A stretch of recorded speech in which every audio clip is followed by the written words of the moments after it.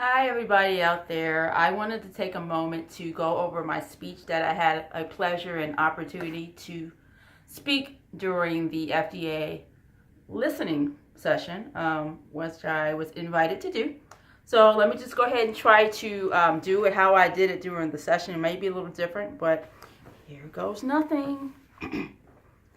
I was born into this world being stared and pitied upon, and most people have judged me even when it was not their true intention. And it was all over my two little ears. Bilateral microtia atresia is where my story began in 1982. I was the firstborn. I was the first grandchild on my dad's side, and I was the first baby born with two non-developed ears in my entire family. Shocked, worried was an understatement that my parents were feeling during this time. However, my parents never were ashamed of me. In fact, they encouraged me, they supported me, and they loved me for who I was. And they weren't too concerned about the many recommendations from the surgeons, the otologists, and the many other professionals who tried to take their kid and try to fix the two little ears that she was born with. My parents declined the many offers to fix my two little ears and allowed me to one day make that decision for myself. And as you can see, 35 years later, I have chosen not to have surgery mainly because I didn't trust any of the previous reconstruction options in the late 1980s. This should end my beautiful microtia story, right? And you may ask yourself, why are you here? You seem confident. You seem happy. Why are you here? I'm glad you asked that question. And yes, I am very happy. And yes, I am very confident. But remember, I do have a story. I grew up in Cincinnati, Ohio, and was fitted for a hard, ugly metal headband hearing aid when I was 6 months, and have used different hearing aid devices for over 35 years.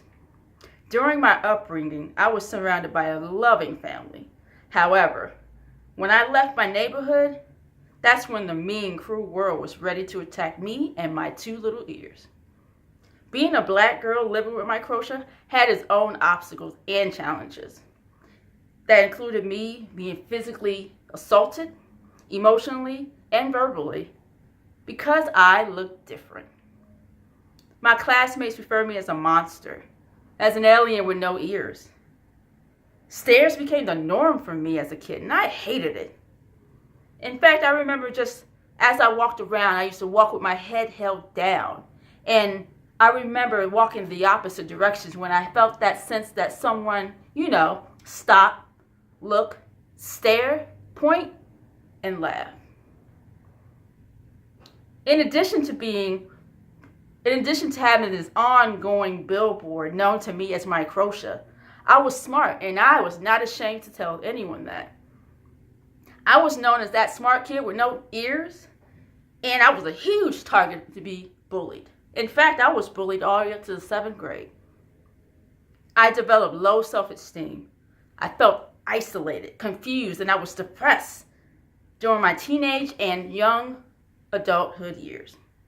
7th grade was the year I developed and found these cloth headbands where I can cover up this ugly hearing aid of mine and my two little ears. This cloth headband, it became my safety net when I left the house and out to the community. I wore them anywhere.